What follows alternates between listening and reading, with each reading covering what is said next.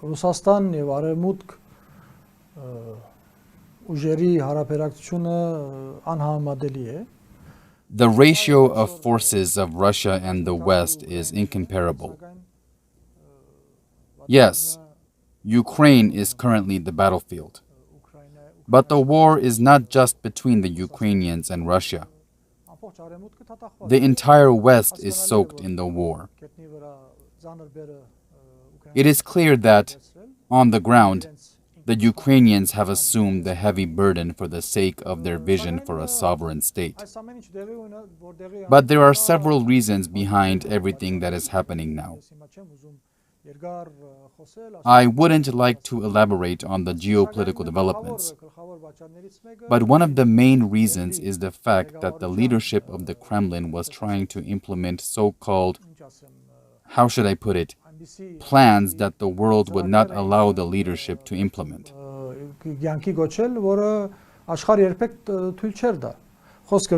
I am talking about the plans to re-establish the Russian Empire. Not only the Soviet Union, but also the Russian Empire. The leadership of the Kremlin was so cut off from reality that it stopped talking and started taking action in order to accomplish the goal. It is clear that the civilized world was not going to allow this. And today, we see how the civilized world is not allowing this. Throughout these past 30 years, Russia has been left behind the world so much that it will not be able to resist the pressure of the civilized world.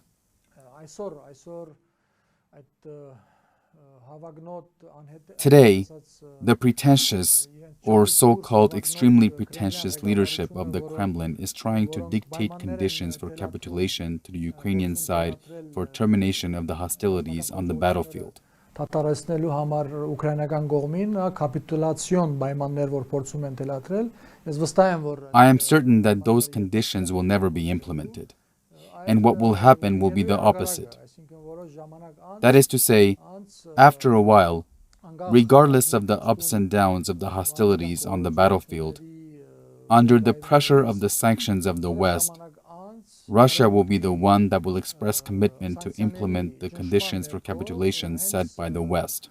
Ռուսաստանն է բարձրավորվելու, գդարելու արևմուտքի կողմից կապիտուլյացիոն պայմանների կյանքի գոչելը.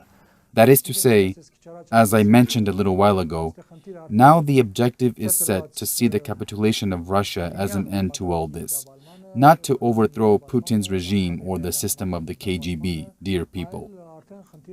This is a historic opportunity for us Armenians.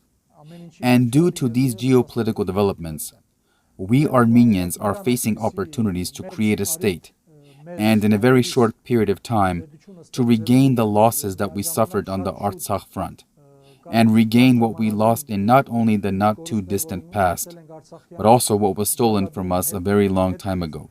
Նորից վերադարձնելու եւ ոչ միայն գործրածը մոդիկ անցյալում գործրածը վերադարձնելու, այլ նաեւ շատ ժամանակ առաջ մեզից խլվածը հետ վերադարձնելու հնարավորություններ են բացվում։ Հնարավորություններ են բացվում այս աշխարհակահաղական մեծ զարգացումների պատճառով, պատկերացրու։ Imagine that there will no longer be a Russian state that will have influence in the region. In other words, there will be no Russian influence in our region anymore. In parallel, there will be no Turkish influence. If Russia is going to become weakened and is gradually going to obtain another status, Turkey will definitely have the same destiny.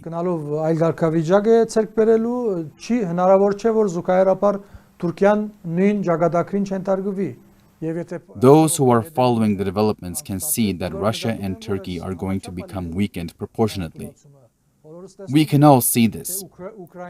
Whereas Russia will become weakened through Ukraine, Turkey will become weakened through the Kurds. We see all this, and I can go on. What I am trying to say is that a big opportunity is being opened to become a state. And this is the reason why we need to get serious and why we and other heartfelt Armenians must unite around a specific plan, not around the National Democratic Alliance. For starters, We must unite around the plan to create a sovereign state and to reject, and not only reject, but also judge and punish those who are propagating the loss of our independence and the entry into the drowning boat. That is to say, forming a union with Russia. We need to unite quickly and take actions. Those people need to be punished. Missing this opportunity would be simply unforgivable.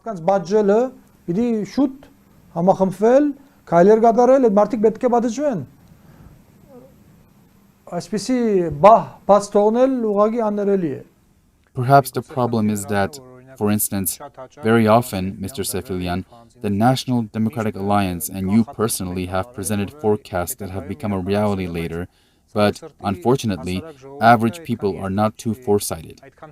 Let us recall the call you made to the Armenians of Russia to transfer their belongings to Armenia. There you go. Now we have suffered quite a lot of economic losses. Even today, I can say the following. Imagine there are more Russians who will be leaving Russia than Armenians. Unfortunately, this is the case.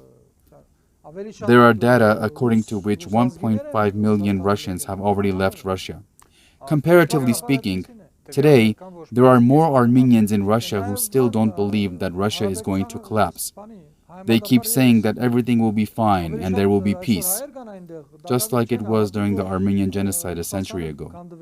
Dear people, look at what has happened. The whole civilized world has set the objective to get rid of that evil. Don't you see this?